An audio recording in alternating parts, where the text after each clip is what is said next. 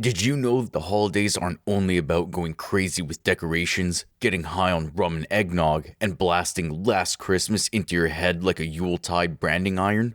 The festive season is also a terrific time for spectacular games with some of the greatest sporting events ever occurring on or around Christmas Day. From historic NFL contests Ghost to the Post, to heart-pounding games and everything in between. Here are some joyful matches that even St. Nicholas took a break from his magical journey round the world to keep up on the action. It is without a doubt the most wonderful time of the year. So let's start with the first moment, which is NFL Chiefs versus Dolphins from December 25th, 1971. It was the first year the NFL planned a day of games on Christmas Day, and they struck gold with one of the most memorable games in football history. The Kansas City Chiefs and the Miami Dolphins began a marathon match that was tied 24-24 by the end of the fourth quarter, just as the rest of the country was getting ready for Christmas dinner. With the first overtime and second overtime, the game became the longest in NFL history, ending after more than 5 frantic quarters and a total of 82 minutes and 40 seconds of Yuletide game time. In reality, the NFL did not schedule another game on December 25th until 1989, owing to public dissatisfaction with such a long game on Christmas. Next is NFL's Raiders vs. Colts from December 24th, 1977. 'Twas the day before Christmas and a ghost emerged. Under the tutelage of legendary head coach John Madden, the Raiders faced off against Indianapolis in not only the fifth longest game in NFL history, but a game that would be remembered for one signature play simply dubbed Ghost to the Post. And no, we're not referring to Christmas ghosts from the past, present, or future. The friendly Casper, named for Raider great Dave Casper, who caught a 42-yard pass from teammate Ken Stabler, inspired the famed play. The incredible performance helped the Raiders tie the game, which they eventually won 37-31. Then comes NFL's Christmas doubleheader from December 25th, 2016. You may be surprised to learn that in the NFL's 100-year history, only 19 games have been played on Christmas Day. In 2016, a Christmas football clash was played for the first time in 5 years, a Ravens-Steelers and Broncos-Chiefs doubleheader no less. While the Steelers defeated the Texans and the Raiders defeated the Eagles in the memorable matchups, the success and attention of both jolly games suggested that it could have been the start of a new tradition, with the league's 20th and 21st Christmas games taking place in 2017 with the Steelers taking on the Texans and the Raiders taking on the Eagles. Then there's the 2016 moment when Pittsburgh clinches the AFC North with a last-second touchdown. The NFL's Christmas Day games since 2011 were played on that day, and the Pittsburgh-Baltimore battle was one for the ages. The Steelers came back from a 17-10 deficit in the fourth quarter to score 3 touchdowns.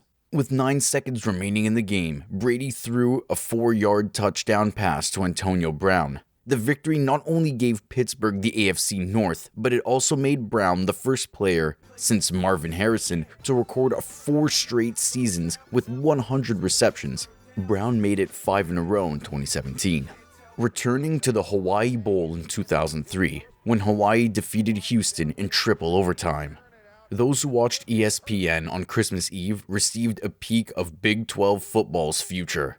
The Warriors possessed Timmy Chang, one of the most productive quarterbacks in NCAA history, and the Cougars were headed by future Baylor head coach Art Briles. Both teams played a good, old-fashioned attacking shootout, and the game ended with a score of 34-34 at the end of regulation. On the first 2 overtime possessions, each team scored a touchdown. In the third overtime, Hawaii grabbed the ball first, and Michael Brewster ran 8 yards into the end zone, but the Warriors were unable to convert the 2-point conversion. Houston's overtime possession, on the other hand, ended on downs, and Hawaii won 54-48. Then there's the 1994 game in which Don Shula sets a new NFL regular season victory record. The Miami Dolphins and the Detroit Lions already had a lot going for them in this matchup. Both teams were 9-6 and fighting for a playoff berth, with Barry Sanders leading the way with 1,831 running yards and a chance to break the 2,000-yard mark. The Dolphins took control early, restricting Sanders to 52 yards on his first 7 possessions and scoring on 5 of their first 7 to establish a 27-10 halftime lead and go on to win 27-20. Don Shula now has 319 regular season victories, surpassing George Halas. Shula had broken the overall wins record in 1993. Now let's talk about the 2010 Cowboys vs. Cardinals. Nothing says Christmas Day like a battle between Jon Kitna and John Skelton. Kitna was ejected from the game, and Texas A&M's second-year backup, Stephen McGee, fired a game-winning touchdown throw to Miles Austin. However, kicker David Buehler missed the extra point despite the fact that the line of scrimmage was at the second-yard line, and Jay Feely scored a 48-yard field goal with 5 seconds left to steal the 27-26 victory. Now moving on to 2017 again with Steelers vs. Texans. Until DeAndre Hopkins caught an improbable 3-yard touchdown pass from TJ Yates, the game was a 27-0 snooze fest. Despite this, Pittsburgh defeated Houston 34-6 in a game which J.J. Watt and T.J. Watt could not play. Rookie Deshaun Watson was rehabbing from an ACL tear, and the Texans were already out of the postseason race. And you can't miss the 2004 Christmas Day match, Broncos vs. Titans. Because Steve McNair was injured and Tennessee was 4-10, these were the delightful Billy Volek days. Denver needed the wins to keep up with the Chiefs and other wildcard contenders, so they thrashed the Titans 37-16. Now moving on to 1989's Bengals vs. Vikings. Imagine having to finish the regular season with a Monday night game on Christmas Eve. It wasn't a big deal because Cincinnati lost and didn't make the playoffs. Minnesota won, but their clocks were clean 2 weeks later in the NFC Divisional when they were defeated 41-13 by the San Francisco 49ers. Then comes 2005's unforgettable game, Vikings vs. Ravens. Brad Johnson, who was replacing Dante Culpepper, was enjoying a renaissance year with Minnesota. Speaking of elderly men in the NFC North, on the penultimate ESPN Sunday Night Football show, it wasn't enough as Baltimore won 30-23. Now talking about our second last moment, which is from 1995's Cowboys vs. Cardinals. Dallas thrashed Arizona 37-17 in Buddy Ryan's final game's coach, securing home field advantage for the playoffs. This game was used to film scenes for the film Jerry Maguire, starring Tom Cruise and Cuba Gooding Jr.